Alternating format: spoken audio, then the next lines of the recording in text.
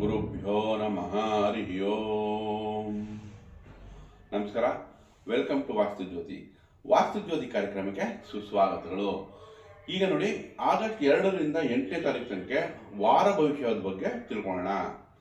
ಈಗ ನಮಗೆ ವಾರ ಭವಿಷ್ಯದಲ್ಲಿ ತಿಳ್ಕೊಳ್ಳೋಕ್ಕೂ ಮುಂಚೆ ಗ್ರಹಗತಿಗಳ ಗೋಚಾರ, ಸೊ ಯಾವ ಪರಿಸರ ಯಾವ ರಾಶಿಯಲ್ಲಿ ಗೋಚರಿಸಿದೆ ಅಂತ ತಿಳ್ಕೊಳ್ಳೋಣ. ಮೊದಲನೇದಾಗಿ ಗುರು ಉಚ್ಚ ಸ್ಥಿತಿಯಲ್ಲಿ ಸೂರ್ಯನೊಂದಿಗೆ ಕರ್ಕ ರಾಶಿಯಲ್ಲಿದೆ, ಅಂದ್ರೆ ಪ್ರಬಲವಾಗಿದೆ. ಗುರುವಿನ ದೃಷ್ಟಿ ಶನೈಶ್ಚರನ ಮೇಲೆ ಬಿದ್ದಿದೆ. ಶನೈಶ್ಚರನು ಮೀನ ರಾಶಿಯಲ್ಲಿ ಸಂಚಾರ ಮಾಡ್ತಾ ಇದೆ. ಇನ್ನ ಚಂದ್ರ ತಗೊಂಡ್ರೆ ನಮಗೆ ಮೇಷ ಮತ್ತು ವೃಷಭ ರಾಶಿಯಲ್ಲಿ ಈ ವಾರ ಸಂಚರಿಸುತ್ತೆ. ಹಾಗೆ ನೋಡಿ, ಬುಧ ಸ್ವಸ್ಥಾನ ಮಿಥುನ ರಾಶಿಯಲ್ಲಿ, ಬುಧ ಸ್ವಸ್ಥಾನ ಜೊತೆಗೆ ಕುಜಿನೊಂದಿಗೆ ಸೇರ್ಕೊಂಡಿದೆ. ಹಾಗೆ ನಮಗೆ ಕೇತು ಅಗ್ನಿತತ್ವವಾಗಿ ಸಿಂಹ ರಾಶಿಯಲ್ಲಿ, ಅಂದ್ರೆ ಪರಿಸರ ಅಗ್ನಿತತ್ವನೇ ಆಗಿರೋದ್ರಿಂದ ಧರ್ಮವಾಗಿದೆ ಕೇತು. ಹಾಗೆ ನಮಗೆ ಶುಕ್ರನಲ್ಲಿ ಇಲ್ಲಿ ಬಲ ಕಡಿಮೆ ಕನ್ಯಾ ರಾಶಿಯಲ್ಲಿ, ಆದರೂ ಕೂಡ ಸ್ನೇಹಿತಂದೇ ಮನೆ ಆಗಿರೋದ್ರಿಂದ ಈಗ ಅಲ್ಲಿ ಬಲ ಕಡಿಮೆ. ಯಾಕೆ ಅಂದ್ರೆ ಬುಧ ಇಲ್ಲಿ ಲೆಕ್ಕಾಚಾರ ಆಗುತ್ತೆ. ಶುಕ್ರನಿಗೆ ಲಕ್ಸುರಿ ಅಂದ್ರೆ ಆರಾಮಾಗಿ ಖರ್ಚು ಮಾಡೋಕ್ಕೆ ಇಷ್ಟ, ಬಟ್ ಇಲ್ಲಿ ಲೆಕ್ಕಾಚಾರ ಆಗ್ತಾ ಇರೋದ್ರಿಂದ ಅಲ್ಲಿ ಬಲ ಕಡಿಮೆ ಶುಕ್ರಂದು. ಆದರೂ ಕೂಡ ನಿಮಗೆ ಶುಕ್ರ ಒಳ್ಳೆ ರಿಸಲ್ಟ್ ಕೊಡುತ್ತೆ. ಇನ್ನು ರಾಹು ಕುಂಭ ರಾಶಿಯಲ್ಲಿ ಸಂಚಾರ. ಸೊ ಇದು ನಮ್ಮ ಗ್ರಹಗಳು ಈ ವಾರದಲ್ಲಿ ಗೋಚರಿಸುವಂತ ಸ್ಥಿತಿಯಾಗಿದೆ. ಈಗ ದ್ವಾದಶ ರಾಶಿ ಫಲಗಳ ಬಗ್ಗೆ ತಿಳ್ಕೊಳ್ಳೋಣ. ಧನುರ್ ರಾಶಿ ನೋಡಿ, ಧನುರ್ ರಾಶಿಯವರಿಗೆ 5 ಮತ್ತು 6ರಲ್ಲಿ ಚಂದ್ರ ಸಂಚಾರ. 5ನೇ ಮನೆಯಲ್ಲಿ ಸಂಚಾರ ಮತ್ತು 6ನೇ ಮನೆಯಲ್ಲಿ ಮಾಡ್ತಾ ಇದ್ದಾಗ ಹೊಸ ವಿಶ್ವಾಸ ಇರುತ್ತೆ, ಒಂದು ಕಾನ್ಫಿಡೆನ್ಸ್ ಇರುತ್ತೆ, ಹೊಸ ಹುರುಪು ಇರುತ್ತೆ. ಚಂದ್ರ ನಿಮಗೆ ಬಲವಾಗಿದೆ, ಅಷ್ಟಮಾಧಿಪತಿಯೂ ಆಗಿ ಪಂಚಮದಲ್ಲಿ ಸಂಚಾರ ಮಾಡುವಾಗ ಸ್ವಲ್ಪ ಪ್ರೀತಿ ಪ್ರೇಮ ಸಾಮರಸ್ಯದಲ್ಲಿ ಎಚ್ಚರಿಕೆ ವಹಿಸಬೇಕು. ಬೇರೆ ವಿಷಯಗಳೆಲ್ಲ ತುಂಬಾ ಚೆನ್ನಾಗಿದೆ ಧನು ರಾಶಿಯವರಿಗೆ. ನಿಮಗೆ ನೋಡಿ, ಸಪ್ತಮದಲ್ಲೇ ಕುಜ ಮತ್ತೆ ಬುಧರ ರೀತಿ ವ್ಯಾಪಾರ ವ್ಯವಹಾರಗಳು ಚೆನ್ನಾಗಿದೆ, ಪ್ರೀತಿ ಪ್ರೇಮ ಸಾಮರಸ್ಯ ಚೆನ್ನಾಗಿದೆ. ಅದರಲ್ಲೂ ನಿಮಗೆ ಹೆಣ್ಮಕ್ಳಾದ್ರೆ ವಧುವರ ಅನ್ವೇಷಣೆ ಕೂಡ ಚೆನ್ನಾಗಿದೆ. ಯಾಕಂದ್ರೆ ಸಪ್ತಮದಲ್ಲಿ ಕುಜ ಬಂದಾಗ ಹೆಣ್ಮಕ್ಳಿಗೆ ಮದುವೆ ಚೆನ್ನಾಗಿರುತ್ತೆ. ಆದರೆ ಕೋಪತಾಪನೂ ಕೊಡುತ್ತೆ. ಯಾಕಂದ್ರೆ ಅಗ್ನಿತತ್ವ ನಿಮ್ಮ ರಾಶಿ, ಕುಜನೂ 7th ಕೂತಾಗ ಕೋಪನ ಜಾಸ್ತಿ ಮಾಡುತ್ತೆ, ಫ್ರಸ್ಟ್ರೇಷನ್ ಜಾಸ್ತಿ ಮಾಡುತ್ತೆ. ಹಾಗಾಗಿ ಕುಜಿ ಶಾಂತಿ ಬೇಕು. ಅಣ್ಣ ಮನೆ ಕರೆದು ಸಿಹಿ ತಿಂಡಿ ಕೊಡಿ.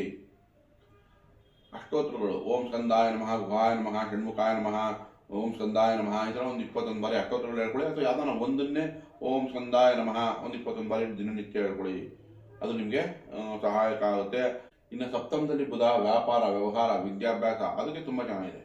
ಕರ್ಮಾಧಿಪತಿನೂ ಆಗುತ್ತೆ. ಸೊ ಹಾಗಾಗಿ ಕೆಲಸ ಕಾರ್ಯಗಳಿಗೂ ಚೆನ್ನಾಗಿದೆ. ಕರ್ಮ ಸ್ಥಾನದಲ್ಲಿ ಶುಕ್ರ ಇದೆ, ಜಾಗ ಬದಲಾವಣೆ ಆಗೋ ಚಾನ್ಸಸ್ಸು. ನಿಮ್ಮ ಜಾಗದಲ್ಲಿ ಯಾವ್ದಾನ ಹೆಣ್ಣು ಮಕ್ಕಳಿಂದ ಸ್ವಲ್ಪ ಒತ್ತಡ ಬರೋ ಚಾನ್ಸಸ್ ಇರುತ್ತೆ, ಅದಕ್ಕೆ ಎಚ್ಚರಿಕೆ ವಹಿಸಬೇಕು. ಇವಾಗ 10ನೇ ಮನೆ ಶುಕ್ರ ಇದ್ದಾಗ. ಇನ್ನು ಅರ್ಧಾಷ್ಟಮ ಶನಿ, ಬಟ್ ಶನಿ ವಕ್ರಿಯ ಆಗಿರೋದ್ರಿಂದ ಅರ್ಧಾಷ್ಟಮ ಶನಿ ಪ್ರಭಾವ ಕಡಿಮೆ ಇರುತ್ತೆ. ಅದು ನಿಮಗೆ ಈಗ ಶನೇಶ್ವರ 3ನೇ ಮನೆಯಲ್ಲಿ ಹೇಳ್ಕೊಡ್ತಾ ಇರೋದ್ರಿಂದ ಲಾಭ ಜಾಸ್ತಿ ಮಾಡ್ಕೋಬೋದು. ಈಗ ಅಂದರೆ ಕೆಲಸದಲ್ಲಿ ಈಗ ಶನೇಶ್ವರಂದು ನಿಮ್ಗೆ ಪ್ರೊಟೆಕ್ಷನ್ ಸಿಗ್ತಾ ಇದೆ. ಬಟ್ ಇಲ್ಲಿ ಅಷ್ಟಮದಲ್ಲಿ ಗುರು ಇದೆ, ಗುರುದು ದೃಷ್ಟಿನೂ ಬಿದ್ದಿರೋದ್ರಿಂದ ಸಣ್ಣ ಪುಟ್ಟ ಬ್ಲೇಮ್ ಬರ್ಬೋದು ಧನು ರಾಶಿಯವರಿಗೆ.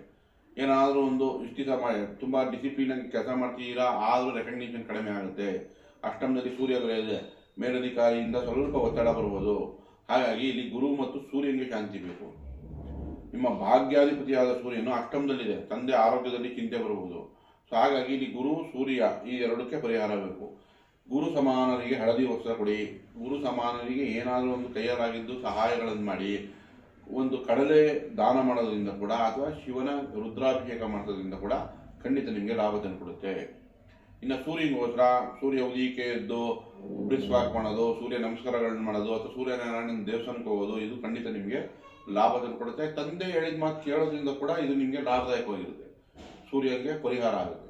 ಸೊ ಓವರ್ ಆಲ್ ತಗೊಂಡ್ರೆ ವ್ಯಾಪಾರ ವ್ಯವಹಾರಗಳು ಚೆನ್ನಾಗಿದೆ. ಕೋಪ ಕುಜಿನಿಂದ ಸಪ್ತಮದಲ್ಲಿದೆ, ಅಷ್ಟಮದಲ್ಲಿ ಸೂರ್ಯನಿಗೆ ಪರಿಹಾರ ಮಾಡಿಕೊಂಡ್ರೆ ಈ ವಾರ ಕೂಡ ಶುಭ ಫಲನೇ ನಿರೀಕ್ಷಿಸಬಹುದು. ಒಳ್ಳೆಯದಾಗಿ. ಮಕರ ರಾಶಿ ನೋಡಿ, ಮಕರ ರಾಶಿಯವರಿಗೆ 4, 5ರಲ್ಲಿ ಚಂದ್ರ ಸಂಚಾರ. 4ನೇ ಮನೆಯಲ್ಲಿ ಸ್ವಲ್ಪ ಒತ್ತಡ ಕೊಟ್ಟರು ಪಂಚಮದಲ್ಲಿ ಒಳ್ಳೆ ರಿಸಲ್ಟ್ ಕೊಡುತ್ತೆ. ಯಾಕಂದ್ರೆ ನಿಮಗೆ ಸಪ್ತಮಾಧಿಪತಿ ಚಂದ್ರ. 5ನೇ ಮನೆಗೆ ಹೋದಾಗ ಪ್ರೀತಿ ಪ್ರೇಮ ಸಾಮರಸ್ಯ ನೆಮ್ಮದಿ ಒಂಥರ ಪೀಸ್ ಆಫ್ ಮೈಂಡ್ ಇದೆಲ್ಲ ಚಂದ್ರ ನಿಮಗೆ ವಾರಾಂತ್ಯದಲ್ಲಿ ಚೆನ್ನಾಗಿ ಕೊಡುತ್ತೆ. ವಾರದ ಮೊದಲನೇ ಭಾಗದಲ್ಲಿ ಕೆಲಸ ಕಾರ್ಯಗಳು ಸ್ವಲ್ಪ ಹೆಚ್ಚಾಗ್ಬೋದು, ಒತ್ತಡಗಳಿರ್ಬೋದು. ವಾರಾಂತ್ಯದಲ್ಲಿ ಚಂದ್ರನಿಂದ ಶುಭ ಫಲ. ಇನ್ನು 3ನೇ ಮನೆ ಶನೇಶ್ವರ ಒಳ್ಳೆ ರಿಸಲ್ಟ್ ಕೊಡುತ್ತೆ. ಸಪ್ತಮದಲ್ಲಿ ಗುರು ಇದ್ರೆ ವಧುವರ ಅನ್ವೇಷಣೆಗೆ ಅಥವಾ ಶುಭ ಕಾರ್ಯಗಳಿಗೆ ಗುರು ಸೂರ್ಯರು ಇಬ್ಬರು ಅನುಕೂಲ ಮಾಡಿಕೊಡ್ತಾರೆ. ಇನ್ನು 6ರಲ್ಲಿ ಬುಧ ಮತ್ತೆ ಕುಜ ಇರೋದು ಅತ್ಯುತ್ತಮ. ಎವ್ರಿಡೇ ವರ್ಕಲ್ಲಿ ಅಥವಾ ಸ್ಥೈರ್ಯ ನಿಮಗೆ ವಾಹನ ಭೂಮಿ ಇತ್ಯಾದಿಗಳಿಂದ ಒಳ್ಳೆ ಲಾಭ ತಂದುಕೊಡುತ್ತೆ. ಇನ್ನು ಭಾಗ್ಯದಲ್ಲಿ ಶುಕ್ರ ಕೂಡ ಪ್ರೀತಿ ಪ್ರೇಮ ಸಾಮರಸ್ಯ ಹಣಕಾಸು ಈ ಶುಭ ಕಾರ್ಯಗಳು ಇದೆಲ್ಲದಕ್ಕೂ ಶುಕ್ರ ಕೂಡ ಕನೆಕ್ಟ್ ಆಗಿದೆ.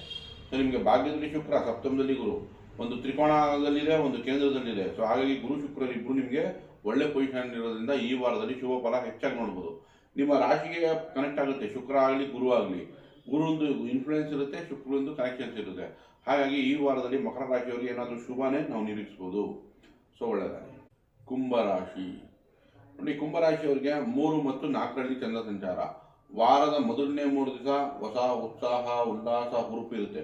ವಾರಾಂತ್ಯದಲ್ಲಿ ಸ್ವಲ್ಪ ನಿಧಾನ ಅನ್ಸ್ಬೋದು. ಬಟ್ ಆದರೂ 4ನೇ ಮನೆಯಲ್ಲಿ ಉಚ್ಚ ಸ್ಥಿತಿ ಇರೋದ್ರಿಂದ ಕುಟುಂಬಕ್ಕೆ, ಮನೆಗೆ ಏನಾದರೂ ಒಂದು ಹೆಲ್ಪ್ ಆಗುತ್ತೆ.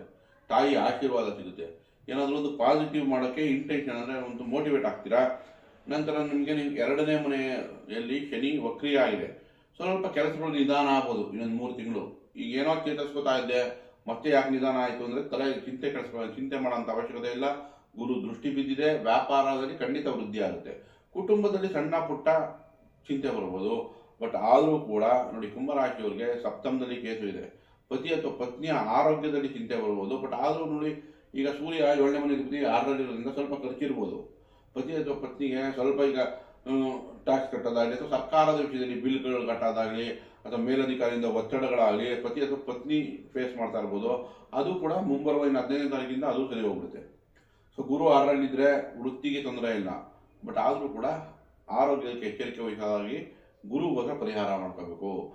ಅಡುಗೆಯಲ್ಲಿ ಹಳದಿ ಯೂಸ್ ಮಾಡಿ, ಅಥವಾ ಹಳದಿನ ಹಚ್ಕೊಳ್ಳಿ, ಹಳದಿ ತಿಲಕ ಹಚ್ಕೊಳ್ಳಿ. ಹಾಗೆ ಗುರು ಅಷ್ಟೋತ್ತರಗಳು ಹೇಳ್ಕೊಳ್ಳಿ, ಅಥವಾ ಶಿವನ ದೇವಸ್ಥಾನಕ್ಕೆ ಭೇಟಿ ಕೊಟ್ಟು ನಿಮ್ಮ ಹೆಸರು ಅರ್ಚನೆಗಳನ್ನ ಮಾಡಿಸಿ. ಸೊ ಇದರಿಂದ ಗುರು ಪರಿಹಾರ ಆಗುತ್ತೆ. ಇನ್ನು ಸೂರ್ಯ 6ರಲ್ಲಿದ್ದರೆ ಈಗ ಕೆಲಸದಲ್ಲಿ ಅಧಿಕಾರ ಕೊಡುತ್ತೆ ನಿಮಗೆ. ನೋಡಿ, ಸಪ್ತಮ 7ನೇ ಮನೆ ಅಧಿಪತಿ 6ರಲ್ಲಿರೋದು ಪತಿ ಅಥವಾ ಪತ್ನಿ ಒತ್ತಡ ಇರ್ಬೋದು. ಬಟ್ ನಿಮಗೆ ಕೆಲಸದಲ್ಲಿ ಅಧಿಕಾರ ತಂದು ಕೊಡುತ್ತೆ 6ನೇ ಮನೆ ಸೂರ್ಯ. ಸೊ ಈ ವಾರ ನಿಮಗೆ ಸೂರ್ಯನಿಂದ ಲಾಭ ಚೆನ್ನಾಗಿದೆ. ಹಾಗೆ ಪಂಚಮದಲ್ಲಿ ಕುಜ ಬುಧರು ಕೂಡ ನಿಮಗೆ ತಕ್ಕ ಮಟ್ಟಿಗೆ ಲಾಭನೇ ತಂದು ಕೊಡುತ್ತೆ. 5ನೇ ಮನೆಯಲ್ಲಿ ಬುಧ ಇದ್ದಾಗ ಹೆಚ್ಚಿನ ವಿದ್ಯಾಭ್ಯಾಸಕ್ಕೆ ಸ್ವಲ್ಪ ನಿಧಾನ ಆಗ್ಬೋದು, ಅಥವಾ ಹೈಯರ್ ಎಜುಕೇಷನ್ ನಿಧಾನ ಆಗೋದು, ಅಥವಾ ವ್ಯಾಪಾರ ವ್ಯವಹಾರಗಳಲ್ಲಿ ಸ್ವಲ್ಪ ನಿಧಾನ ಆಗ್ಬೋದು. 5ನೇ ಬಟ್ ಸ್ವಸ್ಥಾನದಲ್ಲಿರೋದ್ರಿಂದ ಅದೇ ಪರಿಹಾರ ಆಗುತ್ತೆ. ಸೊ ಇಲ್ಲಿ ನಮಗೆ ಕುಜ ಕೂಡ ಜೊತೆಲಿದೆ 5ನೇ ಮನೆಯಲ್ಲಿ. ಅದು ನಿಮಗೆ 3ನೇ ಮನೆ ಅಧಿಪತಿಯಾಗಿ ನಿಮಗೆ ಅದೂ ಅಡ್ವಾಂಟೇಜ್ ತಂದು ಕೊಡುತ್ತೆ. ಇಲ್ಲಿ ಪರಿಹಾರ ಬೇಕಾಗಿರೋದು ಸಪ್ತಮ ಕೇತುಗೆ. ಹಾಗಾಗಿ ಪಲಾಶ ಪುಷ್ಪ ಸಂಕಾಶಂ ತಾರಕಾಗ್ರಹಮಸ್ತಕಂ ರೌದ್ರಂ ರೌದ್ರಾತ್ಮಕಂ ಘೋರಂ ತಂ ಕೇತುಂ ಪ್ರಣಮಾಮ್ಯಹಂ. 21 ಬಾರಿ ಹೇಳ್ಕೊಳ್ಳಿ. ಹಾಗೆ 2-3 ಪೇಜ್ ದಿನನಿತ್ಯ ಹ್ಯಾಂಡ್ ರೈಟಿಂಗ್ ಅಂದರೆ ಕೈ ಬರವಣಿಗೆಯಲ್ಲಿ ಡೈಲಿ ಬರೆಯೋದು, ಎಮೋಷನಲ್ಸ್ನ ಬರೆಯೋದು, ಅದು ಕೂಡ ಕೇತುಗೆ ಪರಿಹಾರ ಆಗುತ್ತೆ. ಧ್ಯಾನ ಮಾಡೋದ್ರಿಂದ ಕೇತು ಪರಿಹಾರ ಆಗುತ್ತೆ. ಬೀದಿ ನಾಯಿಗೆ ಆಹಾರ ಕೊಡೋದ್ರಿಂದ ಕೂಡ ಕೇತುಗೆ ಪರಿಹಾರ ಆಗುತ್ತೆ. ಇನ್ನು ಸಾಡೆ ಸಾತಿ ಅಂತ್ಯ ಭಾಗದಲ್ಲಿ ಇದ್ದೀರಾ, ಚಿಂತೆ ಮಾಡೋಂಥ ಅವಶ್ಯಕತೆ ಇಲ್ಲ. ಯಾಕಂದರೆ ಶನಿ ಕೊನೆಗೆ ಬಿಡುವಾಗ ಶನೈಶ್ವರನು ನಿಮಗೆ ಪಾಸಿಟಿವ್ ಅಂದರೆ ಒಳ್ಳೇದು ಮಾಡೇ ಹೋಗುತ್ತೆ. ಈ 2-3 ವರ್ಷದಿಂದ ಏನೋ ನೀವು ಕಷ್ಟಗಳನ್ನ ಅನುಭವಿಸಿದಿರೋ ಅದಕ್ಕೆಲ್ಲ ನಿಮಗೆ ಶನೈಶ್ವರನು ಆಶೀರ್ವಾದ ಮಾಡಿ ಒಳ್ಳೆ ರೀತಿ ಒಳ್ಳೆ ಲಾಭನೇ ತಂದು ಕೊಟ್ಟುಬಿಟ್ಟು ನಿಮಗೆ ಮುಂದಕ್ಕೆ ಹೋಗುತ್ತೆ. ಹಾಗಾಗಿ ಚಿಂತೆ ಮಾಡೋಂಥ ಅವಶ್ಯಕತೆ ಇಲ್ಲ. ಇನ್ನು ಮೇಲೆ ನಿಧಾನವಾಗೆಲ್ಲ ಚೆನ್ನಾಗಿ ಆಗುತ್ತೆ. ಕುಂಭರಾಶಿಯವರಿಗೆ ಒಳ್ಳೆಯದಾಗಿ.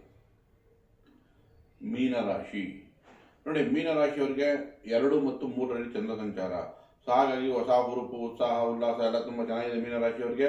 ಬಟ್ ಜನ್ಮದ ಶನಿ, ಹಾಗಾಗಿ ಅವರಿಗೆ ಜನ್ಮದಲ್ಲಿ ಶನೈಶ್ವರ ನಡೀತಾ ಇದ್ದಾಗ ಎಲ್ಲಾದ್ರ ಹತ್ರ ಬೈಸ್ಕೊಳೋದು, ಬ್ಲೇಮ್ ಮಾಡಿಸ್ಕೊಳೋದು, ಈ ಥರ ಮಕ್ಕಳಿಗಾದರೆ ದೊಡ್ಡವರಿಗೆ ಏನಾದರೂ ಒಂದು ಒತ್ತಡಗಳು, ಕೆಲಸ ಕಾರ್ಯ ಸ್ವಲ್ಪ ನಿಧಾನಗಳಾಗೋದು. ಬಟ್ ಅಡ್ವಾಂಟೇಜ್ ಏನು ಅಂದರೆ ಇವ್ರಿಗೆ ಲಾಭದಾಯಕವಾಗಿ ಏನಿದೆ ಅಂದರೆ ಗುರುವಿನ ದೃಷ್ಟಿ ಪಂಚಮದಿಂದ ನಿಮ್ಮ ರಾಶಿ ಮೇಲೆ ಬೀಳ್ತಾ ಇರೋದ್ರಿಂದ ಪ್ರೊಟೆಕ್ಷನ್ ಚೆನ್ನಾಗಿದೆ. ಮೀನರಾಶಿಯವರು ಜನರಲಿ ತಪ್ಪುಗಳನ್ನು ಕಡಿಮೆ ಮಾಡೋದು, ಈ ಧನುರಾಶಿ ಮೀನರಾಶಿಯವರೆಲ್ಲ ತಪ್ಪುಗಳು ಕಡಿಮೆ ಮಾಡೋದು. ಹಾಗಾಗಿ ಜಾಸ್ತಿ ಒತ್ತಡಕ್ಕೆ ಸಿಗಾಕೊಳ್ಳಲ್ಲ. ಬಟ್ ಆದರೂ ಕೆಲವರಿಗೆ ದಶಾಭುಕ್ತಿ ಕೆಟ್ಟಿರೋರು ಜಾಸ್ತಿಗೆ ಸಿಗಾಕೊಂಡ್ಬಿಟ್ಟಿರ್ತಾರೆ, ಸಾಲ ಬಾಧೆ ಸಿಗಾಕೊಂಡಿರ್ತಾರೆ, ಅಥವಾ ಅನ್ನೆಸರಿ ಆಪಾದನೆಗಳು ಬಂದ್ಬಿಟ್ಟಿರುತ್ತೆ. ಹಾಗಾಗಿ ಇವ್ರಿಗೆ ಶನೈಶ್ವರಂದು ಶಾಂತಿ ಬೇಕು. ಶನೈಶ್ವರನಿಗೋಸ್ಕರ ರಾಮರಕ್ಷಾ ಸ್ತೋತ್ರ ಒಳ್ಳೆ ಲಾಭದಾಯಕವಾಗಿರುತ್ತೆ.